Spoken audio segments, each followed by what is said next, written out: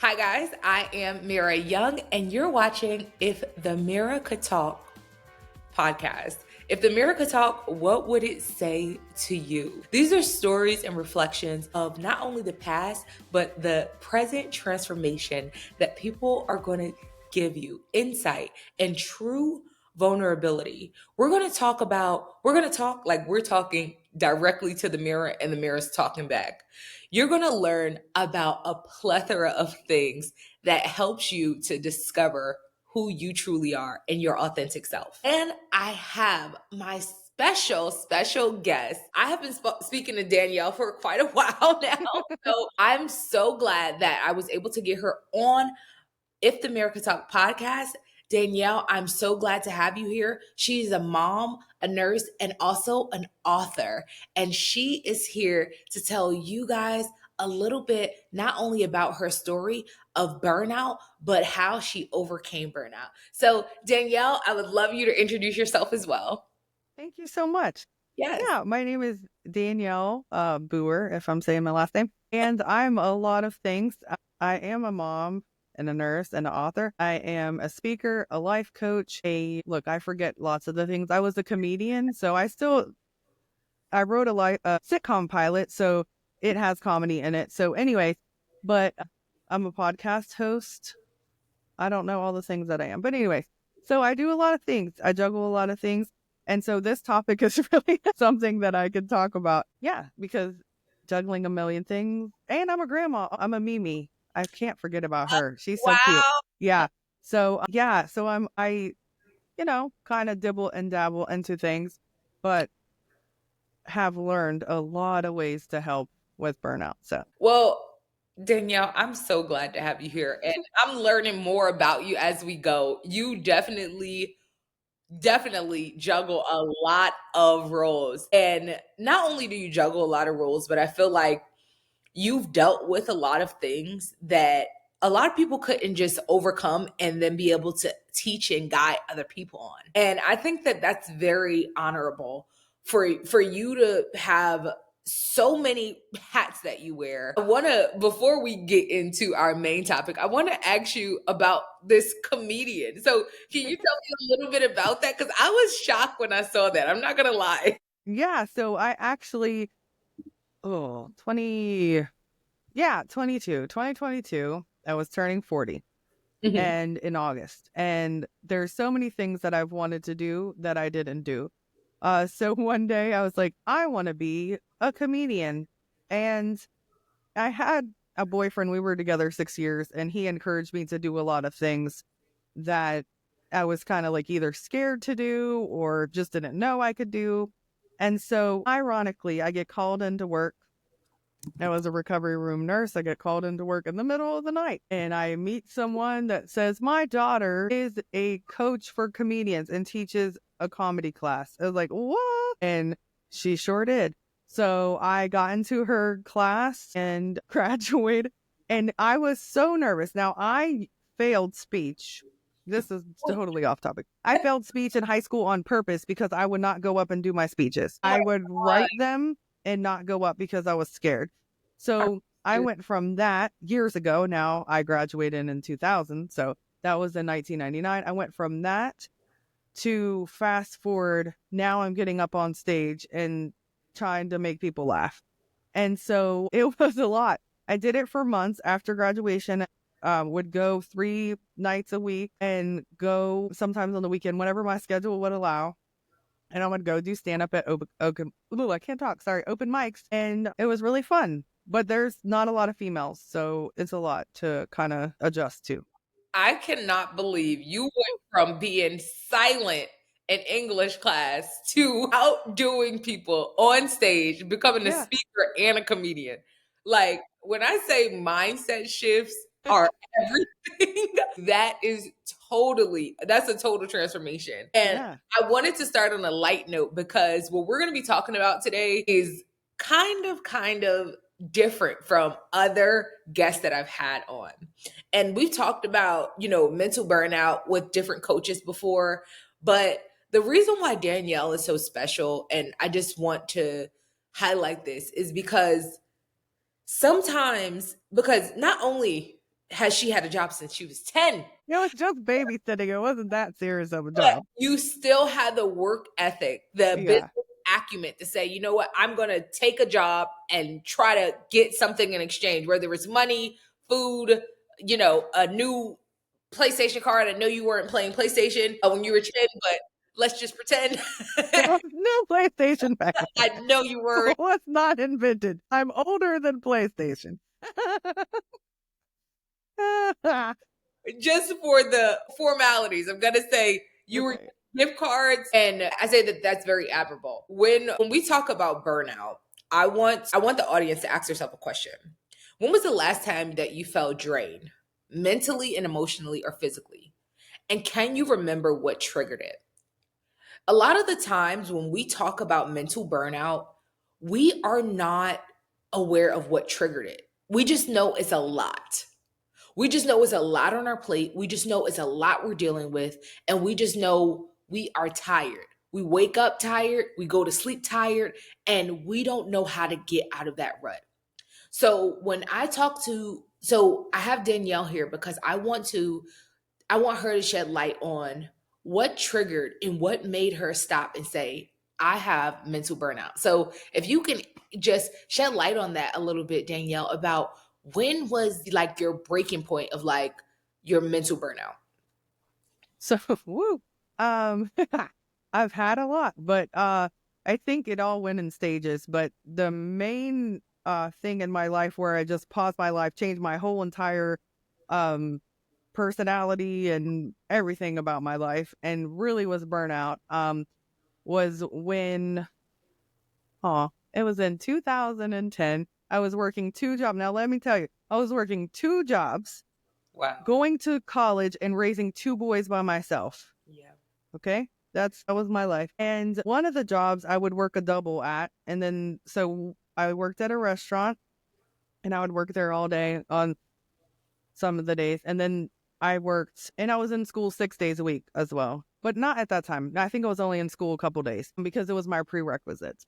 And then my other job was at a nursing home because I was a CNA because I was going to go into the nursing program. So I became like a nurse aide first.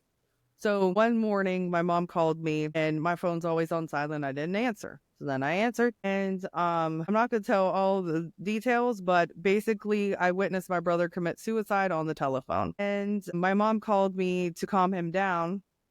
And they were in a different state. I'm in Ohio, they're in Maryland. Mm. And so I wanted to call 911. She says, don't call 911 because it was a metal door at the apartment. They would have had to ring and all this stuff. It would have triggered him, talk about triggers. And so she was like, no. So it was very traumatic. There was a lot. She was saying, don't shoot me and this and that. And when I heard the noise of the gun go off, I didn't know what happened. So I screamed, woke up my son on accident, shut it off, acted like nothing was wrong, went in his room, put him back to sleep, went outside and had no clue what was going on. So that was the beginning of kind of like my shift in life. My life was different and I was in denial. And so I love helping. I was going to say I love grief. I do not love grief. I love helping people with grief and trauma because I was in so much denial that it was actually hurting. It like was hurting me in this situation because I just was like, everything's going to be fine and all this stuff. So I was in school, like I said, this was in July, and right after I got accepted into the nursing program. And lots of people don't get accepted their first try. And I said, I quit. I'm not doing it. And everybody that knew me, said, that's crazy. Like, you're going to be a great nurse. You got to do it. And I was like, I don't want to. So I went from the most extroverted, ironically, right before my mom had my kids and took them to go visit someone. Right before my brother passed away, I had a party at my house. I was like, not like a bad party, but like I was like fun and like outgoing and excited. And then I went to like, I don't want to talk to anybody. I don't want to, whatever. And I had to take care of my kids still. So I did not quit school because I needed to have a better life for them. So I just kept going. And I was like a zombie and I kept taking care of them and just going through the motions, went to school. And then decided to get a boyfriend that I knew from high school. He moved in with his 4-year-old. And so started a blended family while I'm freshly grieving, while I'm now going to nursing school, and then started planning a wedding during school. Hello. So Oh my the God. burnout that I had was like so ridiculous that I didn't know whether I was coming or going. I would go work at the restaurant and they would say, "Are you okay?" And I would just didn't know. It was like I was just literally functioning and did not even like, it was crazy. And so I did that for a long time and I had a lot of help and I was very blessed, but I didn't understand everything that was going on. I just, now I had, and I say that my 4-year-old, which he's now 18 and I'm not allowed to see him. That's another story. I will. I divorced his dad. So they kept him away from me for years. And now that he's 18, I'm going to see, yes, I'm going to see him. That's my baby.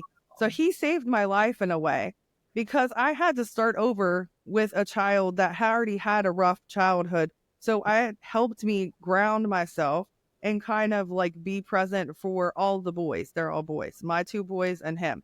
And so I tried to drop out of nursing school 3 times. One of them was right before graduation. Oh my I gosh. was burnt out. I would go in the library. I'd have to take all 3 of them to the library at college and I would cry. I would just cry. I Mm. was like, I can't do this anymore. So eventually I had to quit work. Thank goodness I met him. And because I was able to, because if I was still a single mom, there's no way I would have been able to do that. Mm. And so I couldn't handle all the things. That's when I was going to school 6 days a week and working 3 days a week. So that's weird math, right? Right. So, and taking care of them, they were on break from school. So they were with me all the time. So I couldn't really study. I couldn't really, like, it was just a lot. And so I had to make changes. But I kind of just threw out my marriage because then we got married, just went like, and I didn't quit. Thank goodness. I had angels and people that stepped in that blessed me. Oh, That literally this lady I had never met in my life, I went to go quit. She said, "You're not allowed." I said, "What? How can you stop me?" She said, "No. I looked at your grades. I talked to your teachers. You're not allowed." And oh it my. was like a week before graduation. And she said, "You're going to be a great nurse. I heard you have a great heart. I'm not letting you quit." And so the lady that I just met was at graduation. I went into the final failing. I was failing the class going into the final.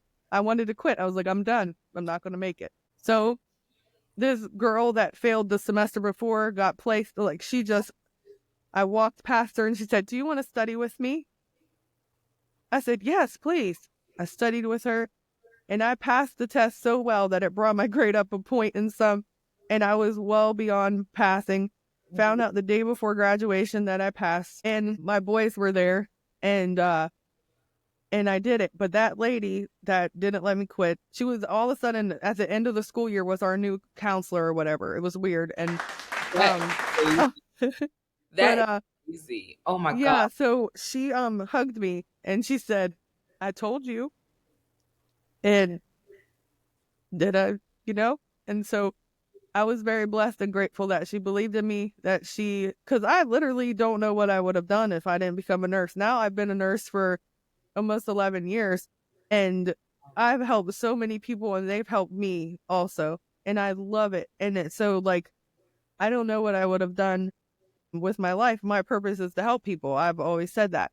So, um, yeah, that's what happened with that. So fast forward many, many years, I ended up leaving my ex, which was hard too. And then I came here and then it was another form of burnout because now I became a single mom of 3 kids because I had a daughter. So we had a daughter together. And then I just worked all the time.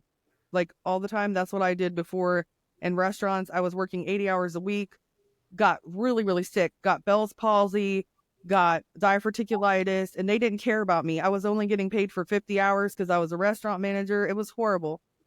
And so when I would get really burnt out, I would switch to something else, but then it would cause it as well. So it was like couldn't escape it at a point. Mhm. Then I came here in Georgia. I'm in Georgia, from Ohio, and became a single mom again, and just grinded and grinded and grinded. And then years later, like I said, when I was becoming 40, I started figuring out who I was. Like, what do I want? Who am I? What is my purpose? And that's when it shifted with the burnout, because I figured out I can help people and I can heal, So that's a long answer. And we could talk about the other stuff. But then I wrote a book in honor of my brother.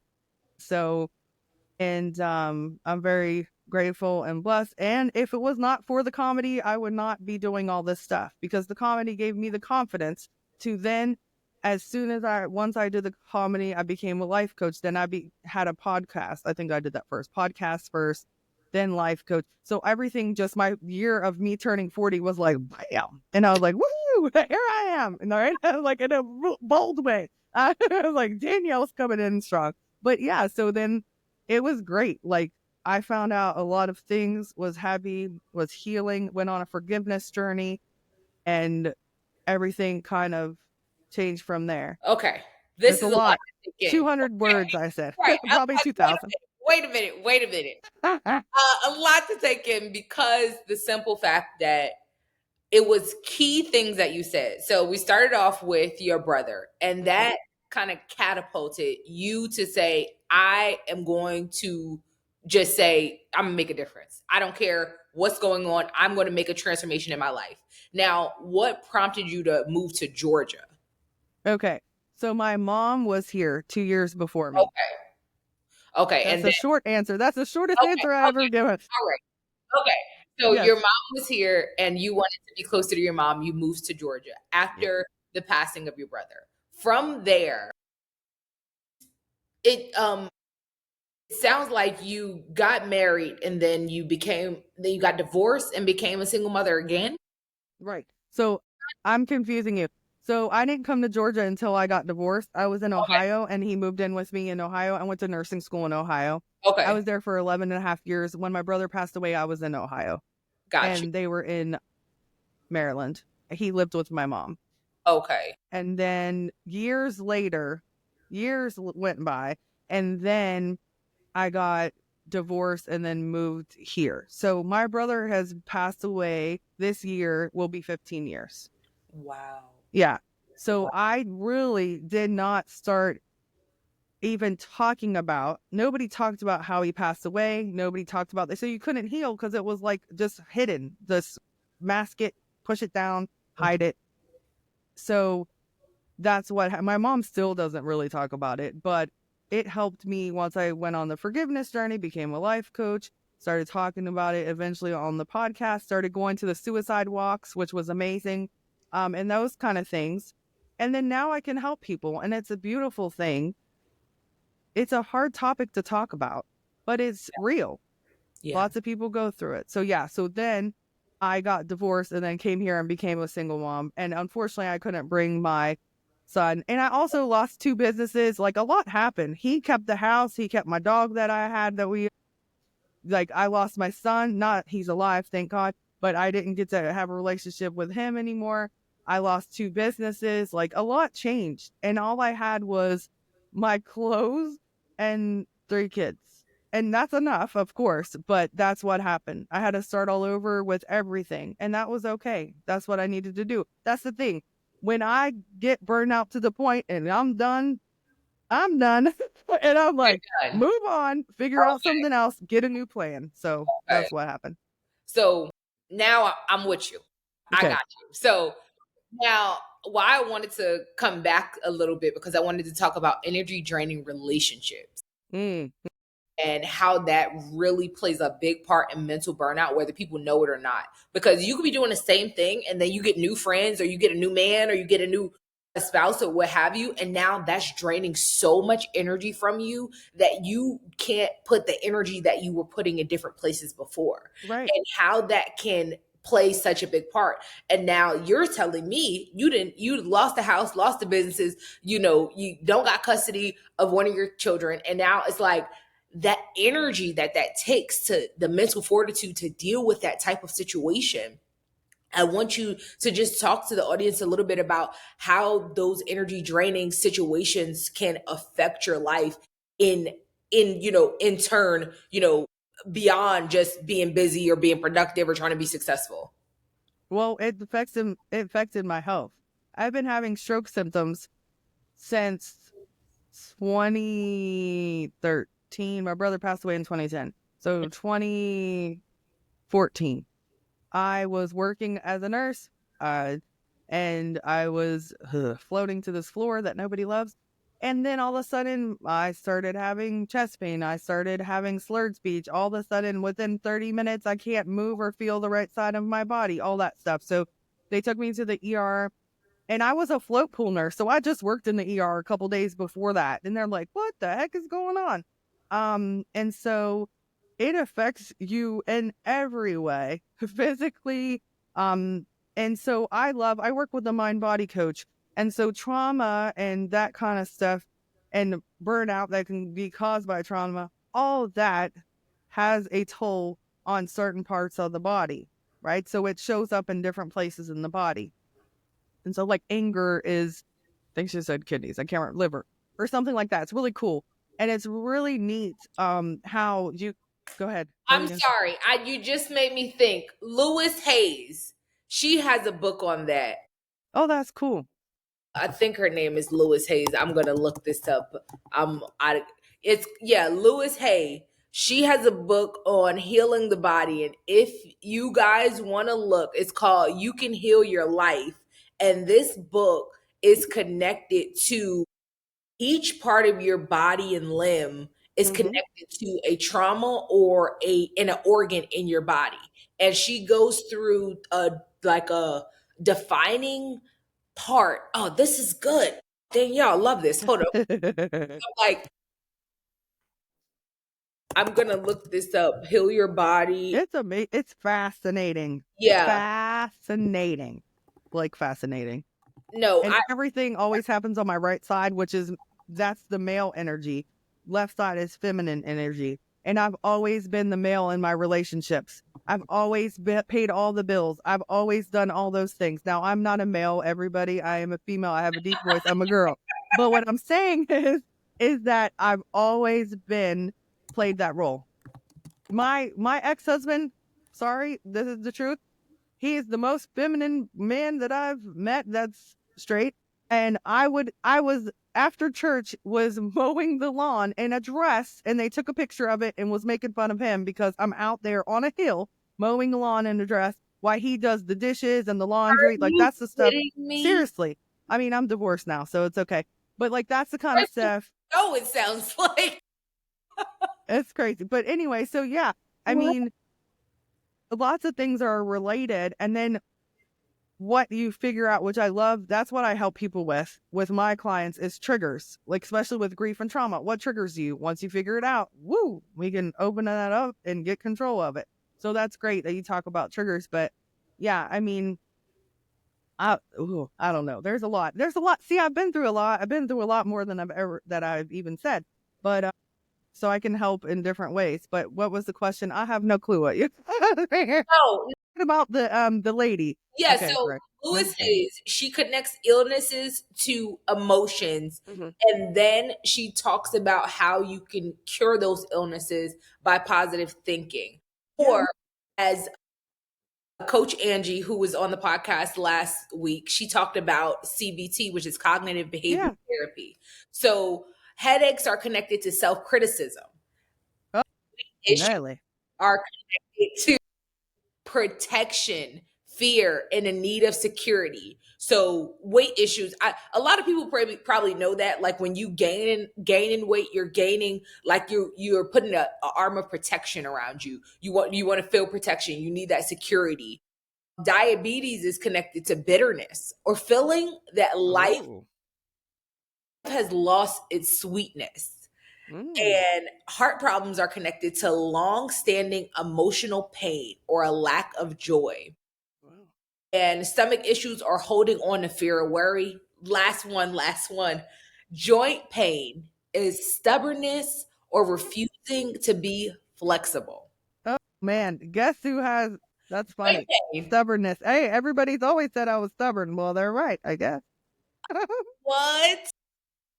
Yeah. So that those are some of the links. And then she talks about how you can start talking positive to yourself to undo that thinking in your mind of refusing to be flexible. I move with ease and flow in life is one of the affirmations. So I think that, you know, a lot of the time we get caught in our minds about who we are. And, you know, even myself, I'll take myself for example. I'm as big as I've ever been as far as weight.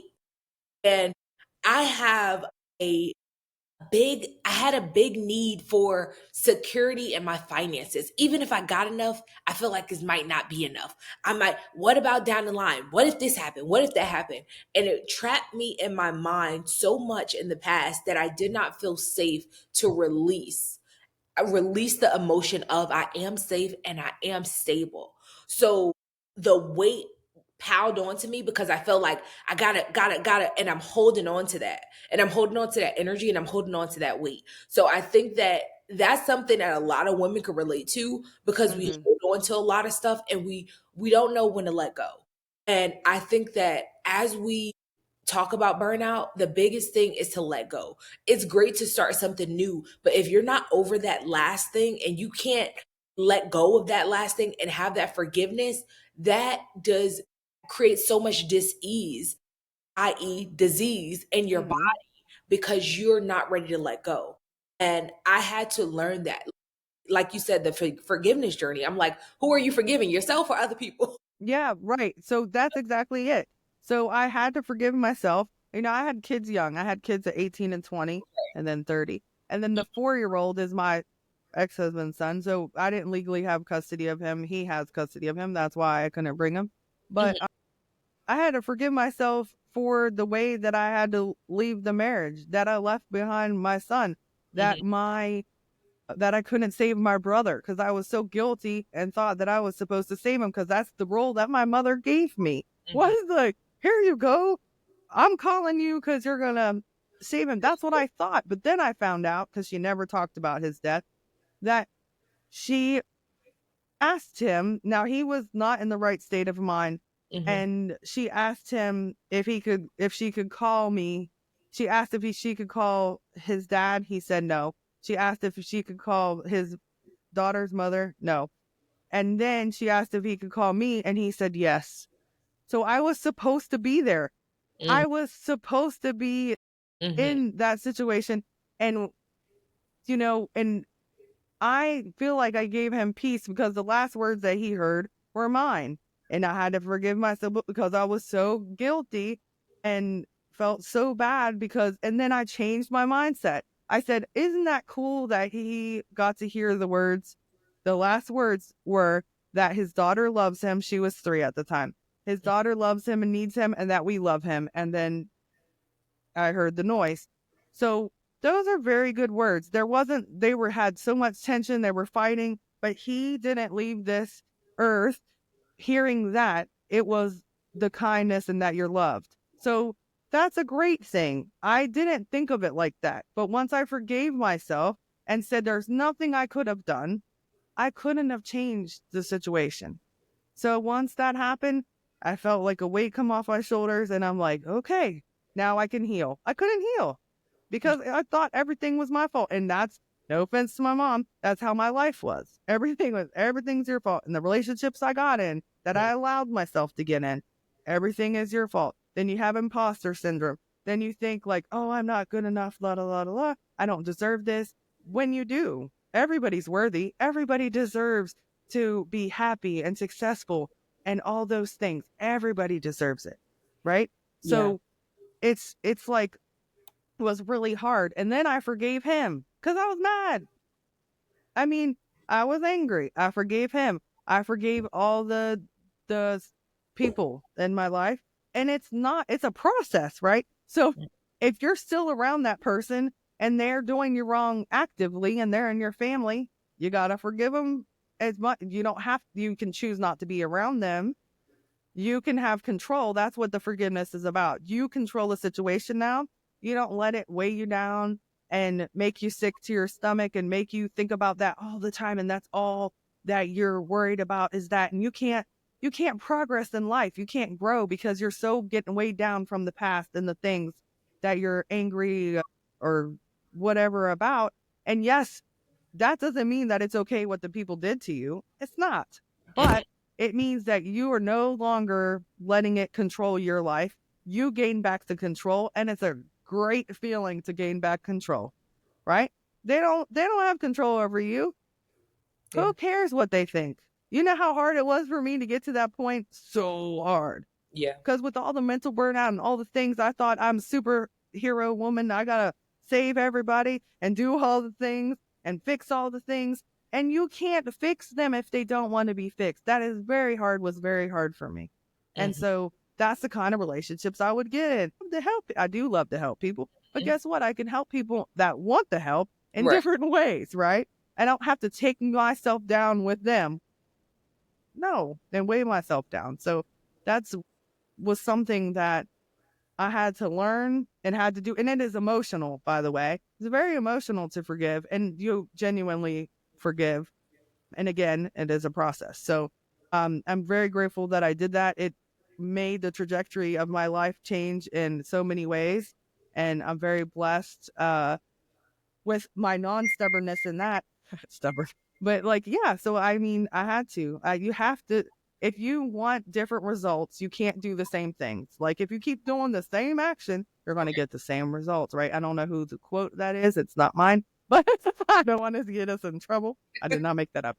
But yeah, and then you got to learn and grow, right? You have to learn from things that happen. Forgive yourself. I've done a lot of stuff. I was not like nobody's a perfect parent, but as a young kid, Right. you know, so it's like I made mistakes. I'm not going to do it again. I asked for forgiveness from my kids and my old kids, and I said to my oldest one, he was holding a grudge since he was 5 years old. Mhm. Buddy, I said, I'm sorry. I'm genuinely sorry. I can't fix the past. I won't do whatever, again. And so you got to move I on. think you said something really profound that I was just like, I needed to hear that. I really needed to hear that because as a coach, as you are, as just I'm a human resources professional and just a person in life that loves people, loves to see people succeed. You want to help people. You Hmm. want to be the person that's like, you could depend on me, you can count on me. I want you, I got your back. It becomes draining. Hmm. And that goes to those energy draining relationships. But it also becomes where also is a piece in me and a piece in people that you don't feel like you're good enough. You don't feel like Right. you deserve it. So you want to push it off on other people. I think you should do this. I think you're the perfect person. I love it. I'm going to support you. I'm going to be this person. And or even if it's people that's calling you, I need $5. If I only got $5, you need $5 and I give you my last and I'm like, you know what? I'm going to give you my $5 because I know you really need it. But Mm. not putting myself in a position where I really need it too. You know, Right.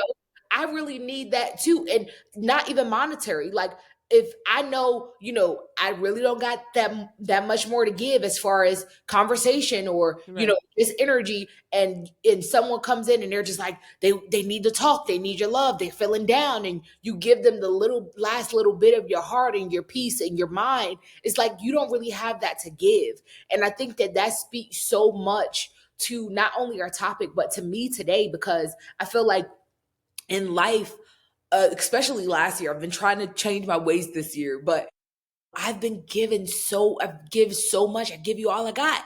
I ain't got no Hmm. more to give. And when you don't got no more to give, what people do? They go and get it from somebody else. Goodbye. Peace out.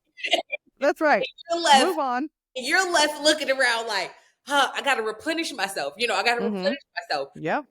And you can't rely on them because they're going to somebody else to get what they need to get, whether it's Hmm. money, whether it's emotions, whether it's reliability, tell everybody about their problems, whatever it may be, and you just don't have that to give. So I really appreciate you for just shedding light to that because I feel like that's a real core stem of where burnout comes from. Not having much to give, but still Right. giving your last and still doing the most for people that they may need to stay on their own too. They may need to see what it's like, when you put your boundaries up and what those boundaries are. And that puts me to my point of, once you transition from being mentally burnt out, because we go through seasons, what Mhm. was some of the boundaries that you said, these are my non-negotiables? I need to put boundaries around myself, my peace, and my mental. Yeah, so I thought I was doing a better job, and I'm just transparent. So I thought I was doing a better job at it than I was, because I was like, I'm not a people pleaser anymore. I'm this and that. Like, that's one of my things that I did boundaries with, and Mhm. blah, blah, blah. I'll tell you when I'm not, like, because I am very blessed. Random people that I meet will talk to me about people that they lost. I don't know. It's like a connection. Wow. Just like I have to go to the laundromat. Okay. Mhm. But so like I'll go to the laundromat, I meet people and they're like, my so and so passed away. And I'm like, oh, and then we just start talking about it. Now, at one point I was going to change what coaching I was like, I can't, because I literally, that's what people connect with me. And so, but my friend is awesome and she's also a nurse. And so she would look at me and she would say, you have a lot going on. Are you okay to listen to this? Is this too much for you? And I'm like, nope, I will tell you. I had to get to that point where I had to know in my heart and mind, is this too much to take on? And let me tell you what I did. So the boundary was, I worked at a trauma center and Mhm. I worked in the recovery room. And I was helping most of my clients. Well, one was trauma, one was, well, they both were kind of trauma, but also grief. But I was dealing with that outside. I Mhm. was also in the hospital, my patients, like people saving lives, doing drips, intubated patients, stroke patients, this, accidents, da da da da da. Da. It was weighing down on me. Yeah. And I would come to work and be drained. Like I love being a nurse, but this is too much. And I just, even outside of work, I was like, it's too much. It's Mhm. too much trauma. All of it was piling down on me. Right.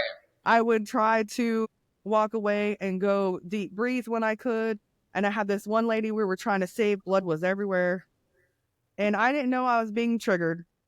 And so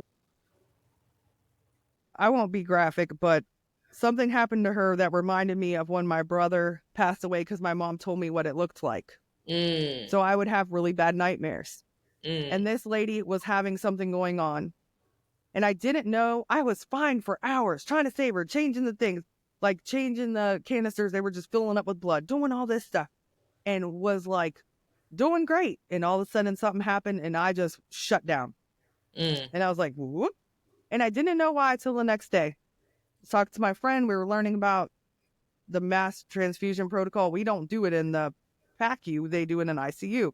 Mhm. ICU came down, was giving her blood, doing all this stuff. So my friend, being a good nurse, she's like, she wanted to look it up. She's like, I want to learn about it.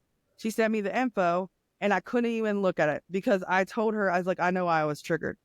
And so at that point, I was like, I got to switch jobs. So I am still a nurse, but I work in phase 2 now, which is the discharge.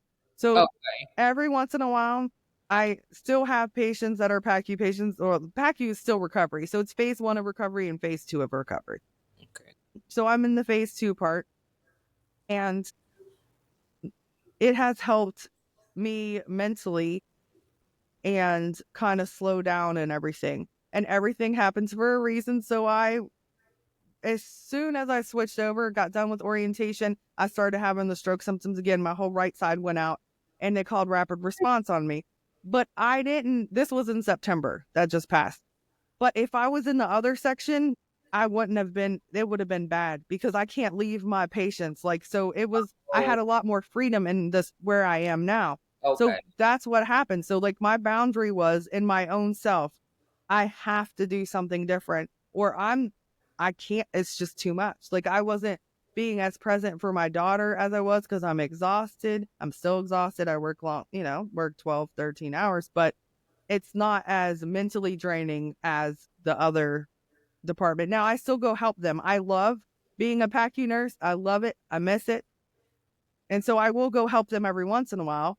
And then when I have a fun day over there, sarcasm, I'm like, okay. Everybody's like, is that, yeah, you know That's why you left, right? yeah. Yeah. They're like, remember why you left? But So yeah, yeah, I go want ahead. you to tell the audience what is PACU and what is ICU for people that don't know. Okay, so ICU is intensive care unit. And that is, we have several because we're a trauma center. So we have neuro, we have cardiovascular, Oh we wow. have medical ICU, we have several of them. So Mhm. depending on what happens, a stroke would go to neuro, obviously. A car accident could go to different ones. There's trauma. Oh, no, wait. There's trauma ICU, there's neuro, there's medical, there's CVICU. So that's cardiovascular for heart. So somebody that has open heart surgery or like a cabbage, which is like where they take the vessels and all that stuff, Mhm. that would go to CVICU. Traumas would go like car accidents. That's so sad. See, and it got to the point where I would like almost cry, and I was like, I can't. I got to separate the two. You know, Yeah. it was just affecting me a lot. Yeah. And so yeah, they would go to trauma ICU. Um, and so stuff like that. I mean, and then there's certain people that are like more healthy that go to ICU, but they're on certain medications that they can't give everywhere else. Okay. PACU is post anesthesia care unit. So you had to have surgery or some kind of anesthesia. Sometimes patients need anesthesia to go to MRI because they're anxious and they won't do the MRI otherwise. Oh We wow. can take care of them. We take care of people that had foot surgery, arm surgery, nose surgery, any surgery. I mean, like, you know, gynecology. I can't even talk. Gyna stuff, like female stuff, you know, all that stuff. So we Okay. take care of those and then the trauma stuff. So yeah, it's a And you lot. do phase two of that. So really they're about to be out of here as far as they're going home. For the most part, yes. Okay. Sometimes, like yesterday, we had holds to help out. So if patients waiting on beds, we might take them, but we don't hold the ICU patients because we don't have monitors. We're all qualified. By the way, all of us have the certifications that phase one has. We all Okay. have our PALS, which is the pediatric ACL. So it's like the codes for pediatrics. And then we have ACLS, which is the advanced cardiac life support. And then we have BLS, which is everybody, lots of people have that. CPR, that kind of stuff. Basic, that's what it means, basic life support. Mhm. So we all have the same certifications, but we don't have monitors in our section like they do. So that's why. But we Okay. hold other patients. But most of the time, yes, our patients are going home.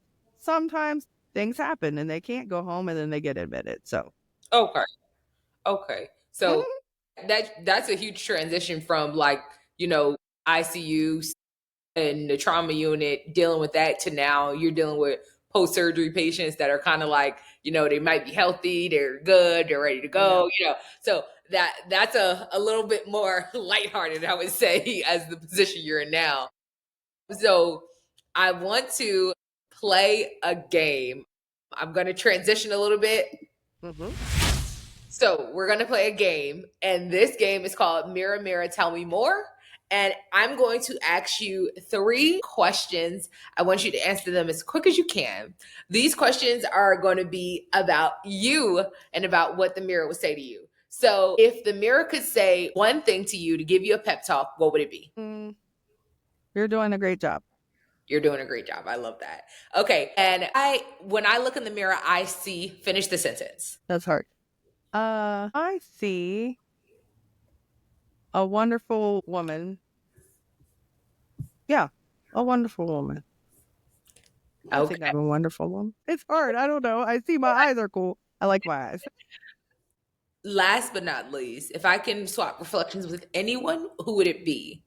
That was a hard one because I'm gonna choose my daughter is 11, and What? I'll tell her, and I would tell her to herself because I would be her that she is beautiful, that she deserves everything, and I would give her the confidence that she needs because it's so hard. Like I can't, and she is gorgeous. I'll send you a picture of her. You can see her, but Was she on your was she on your podcast before? Did she do a feature?